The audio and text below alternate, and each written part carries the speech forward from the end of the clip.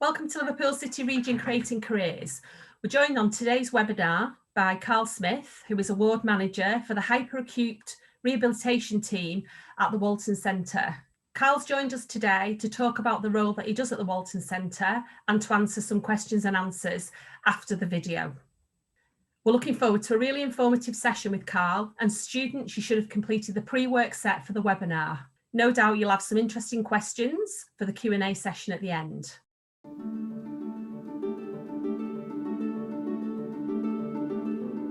think the quality of care at the Walton Centre has always been excellent. The uniqueness just lies within the expertise in this trust. We are able to work across organisational boundaries to coordinate patient care and prevent hospital admissions. We've had a long tradition of offering clinics across the whole region of Cheshire and Merseyside and further afield into North Wales and the Isle of Man. We've got neurosurgery, neurology, pain, spine, rehab. We're always looking at ways to deliver the best care possible. I think that's an advantage in the first place that we as a trust have to provide all this under a single roof for our patients. The Trust Daily Safety Huddle is about empowering staff to come together to raise any concerns so we can share the learning or unblocking any concerns to stop people from doing their job effectively. We operate on patients' tumours, take them into the scanner, and if we haven't took enough tumour, we'll take them straight back into theatre. Anywhere else, you'd take them the next day. We work with anyone who's 16 and above, and we're there to help them in that transition into a new service. One of the treatments is to go into a side room, so you're eliminating the noise. And we've got a skylight put up in the room so they sleep better of a night. We offer a bespoke life link clinic to our patients' relatives. Supporting relatives as well as patients, it enhances the patient care. We have an extensive health and wellbeing programme here at the Walton Centre. We've got to invest in our staff in order to give the best service that we possibly can to our patients. We've been recognised by NHS England as an exemplar. When I talk to staff, to patients and their families, overwhelmingly it's positive feedback that we receive. We're absolutely proud of the service that we deliver here for patients with neurological conditions. It's a great place to work, and the things that we do is just second to none.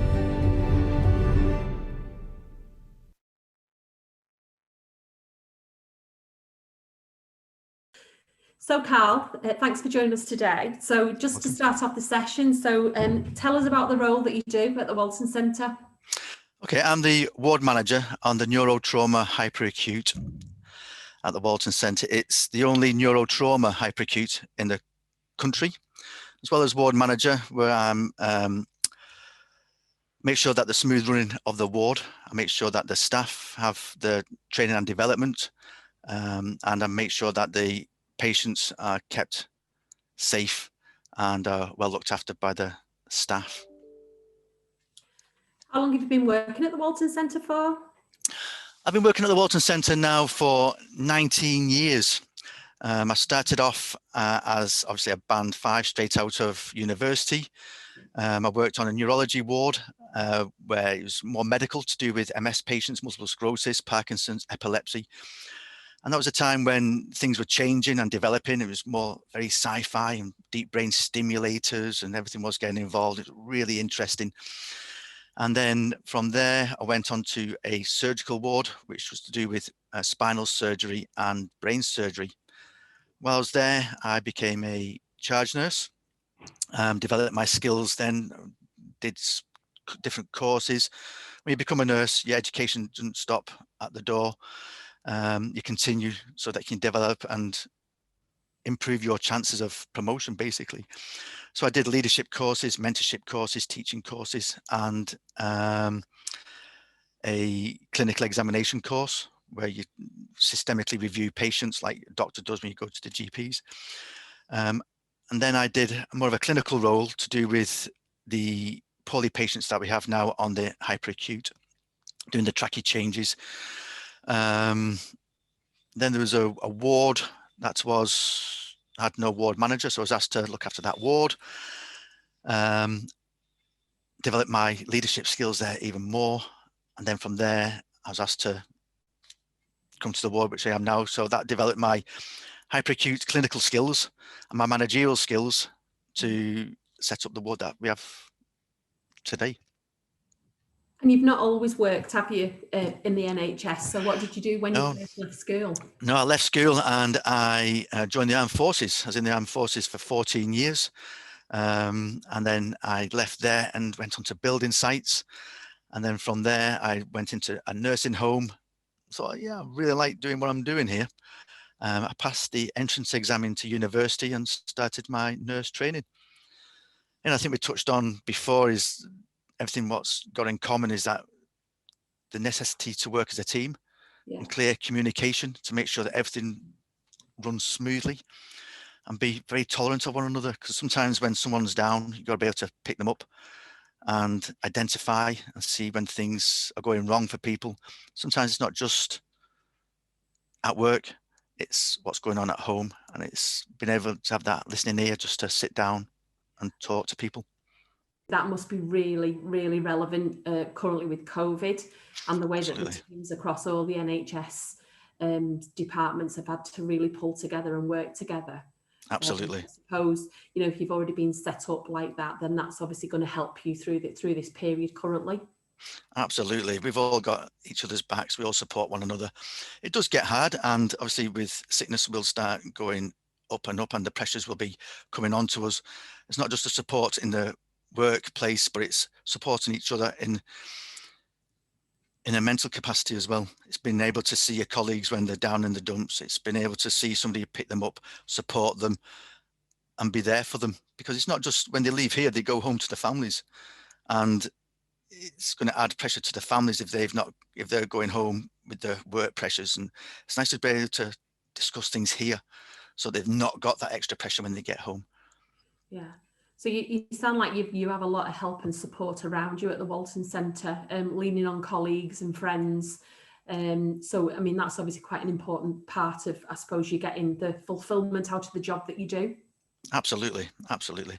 So it's not just on my ward, we work together, the ward managers, the lead nurses, the matrons, we're all there to support one another. And I think in this environment, like we just explained, it's paramount.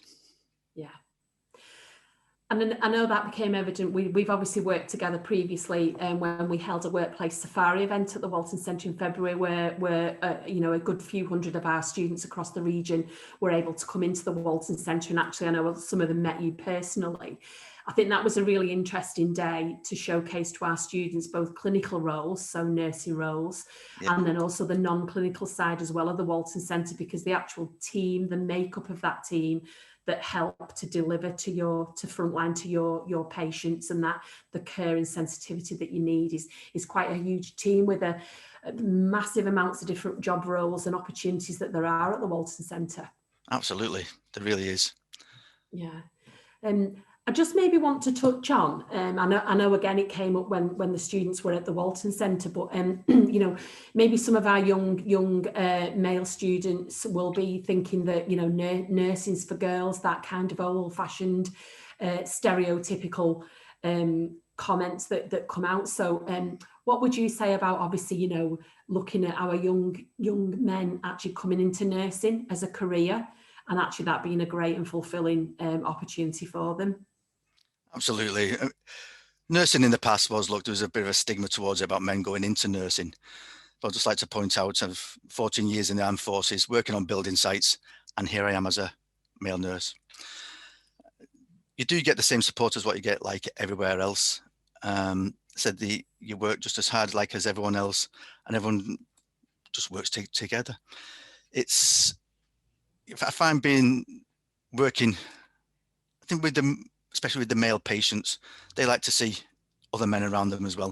And even you get the women like to have the men involved, and it's having that strength of character to be able to go forward in this job. And don't get me wrong, in any nursing role, whether it's men, women, it's very demanding. It can be demanding, but the rewards that go with it are second to none. And I suppose that's the message in terms of, obviously, for any of our students looking at the healthcare sector in generally, around the opportunities and the skills that you need in terms of actually coming into this profession. Yeah, absolutely. There's many times when I've left work and you can be tired, and then you sit in your car ready to go home, and you just think to yourself, look what I've done today.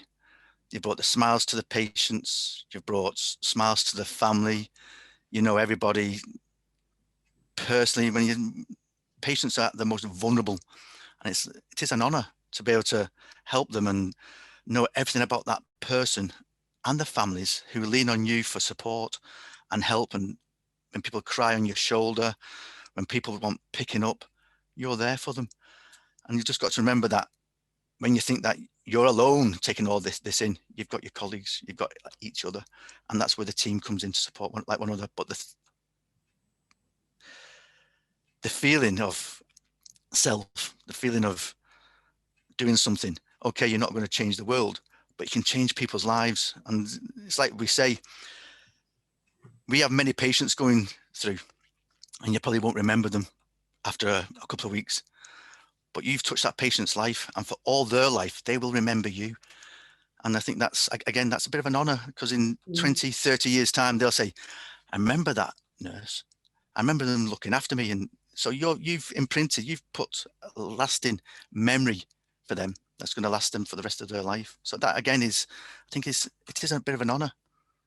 Yeah, an honor and a privilege to Absolutely. do it there, really. And from what you've said then, obviously, there's a lot of pressure on the job, but you get a lot out of the job. So how do you switch off when you get home then? To deal with the day and that switch off. Well, I like going to the gym personally. So sometimes go straight from work, and it's just have a normal life, same as everybody else. You finish work, you go and see your loved ones. I have children, talk to children. So again, it's making sure that when you have left work, if you want to talk to somebody, you've spoke to somebody. Like I said, then there's always people there, especially being the ward manager. Staff come to me on a regular basis, and they turn to one another, they text one another. But I go to the gym. I enjoy going to the gym. Then I go home and just relax. Yeah. I suppose just to finish off today, I mean, is there a single piece of advice or some advice that you give to students, both, our boys and girls who are thinking about maybe a career, in healthcare? Is there anything that you could sort of say to them today? A career in healthcare is, well, it's going to be physios, OTs, nursing. It is the most rewarding job I can say that you'll probably going to have. Its career structures are there for everybody, so you don't have to just stay at the bottom. It's career, financial benefits of the career structure. There's courses, whatever you're interested in. If you come into the Walton Neuro Centre, the specialist nurse structure, there's the management structures, and it's having that clinical practice to develop and look more in depth. You find that now the nurses are doing a lot more roles than what the junior doctors used to do. Here at the Walton Centre, we don't really have house officers. We have senior house-like officers. So the nurses are trained to have more of a informed discussion with the doctors. So before they come round, they don't really go, well, they do go around and see the patients. The nurses must have that clinical background and knowledge to discuss things at that level. We listen to chests, we do the bloods, we take bloods, we put cannulas in, we give IVs, and we also have the nurse prescribers now who can also prescribe the medications. So it's more of a clinical role that we can do. Majority of the staff nurses walk around with stethoscopes now because that's what's expected. So instead of turning around and saying there's a problem with the patient and just phone up the doctors and say we've got a problem, it's expected now, especially like on my ward, that they listen to the chests, they do all the checks, they do all the things, we get the blood sent off, and then we phone up the doctor and say, this is what we've done, this is the problem that we found, it's now in your court, basically. Very rewarding. Thanks, Carl. You're Thanks welcome. for your time this morning. It's been a really insightful session. I think our students will get a lot out of it, just to listen to you to talk about, all of the skills that you've used over the years, and you know, and what a day in the life of a ward manager sounds like. So we're really pleased to have you to share your journey with us today. You're welcome. Thank you. Students, don't forget to check out the Creating Careers roadmap to evaluate today's session. All of the information on the employer videos, resources are all available on our website. Go to growthplatform.org/talent/careers hub. If you have any questions after you've actually watched this session, then please email them into careershub@growthplatform.org, and we'll ask Carl to answer those questions and we'll post them back onto our website. Thank you.